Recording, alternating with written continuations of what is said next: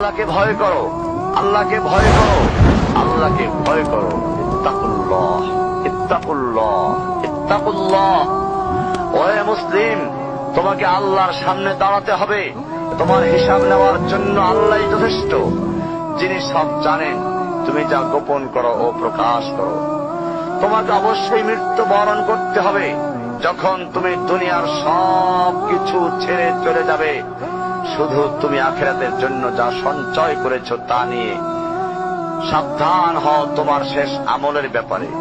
তুমি জানো না কখন তোমার শেষ মুহূর্ত। তুমি কি প্রস্তুত মৃত্যুর জন্য? তুমি কি প্রস্তুত কবরের সওয়াল জবাবের জন্য? তুমি কি প্রস্তুত ভয়াবহ কিয়ামতের জন্য, হাসরের ময়দানের জন্য, হিসাব নিকাশের জন্য, আল্লাহকে জবাব দেওয়ার জন্য, মিজানের জন্য?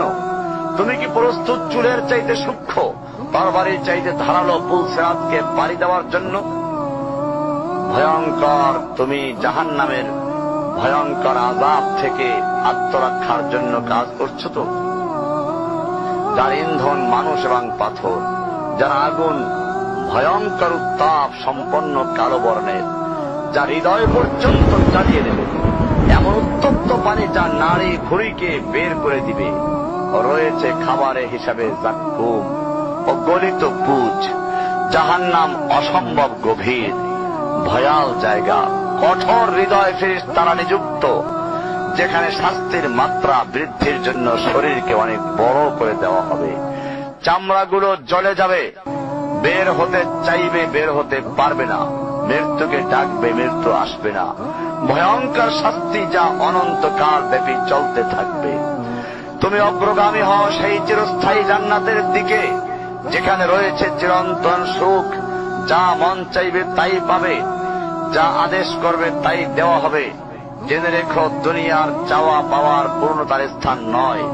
দুনিয়া চাওয়া পাওয়ার পূর্ণতার স্থান নয়। দুনিয়া চাওয়া পাওয়ার পূর্ণতার স্থান নয়। জান্নাতি হচ্ছে এমন জায়গা যা তোমার সব আকাঙ্ক্ষাকে পূর্ণ করে দেওয়া হবে। চির কিশোর সেবকগণ, চির যৌবনা সঙ্গিনীগণ, ফল মূল, গোশত, দুধের মধুর শরাবের নহর, উত্তম বাসস্থান ও বিছানা, চির আরাম, চির যৌবন, চির সুখ।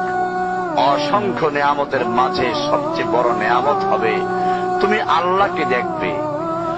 শুধু তোমাকে এটা বলাই যথেষ্ট মনে করছি, সবচেয়ে কম মর্যাদার যে জান্নাত লাভ করবে তা হবে দুনিয়ার 10টির সমান।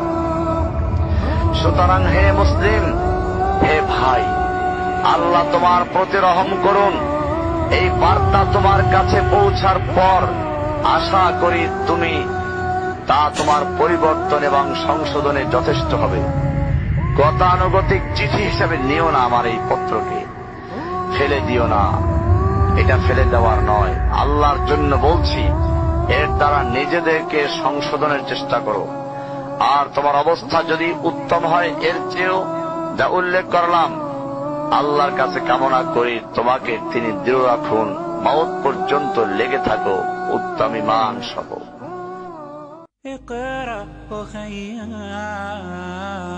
ورتل القرآن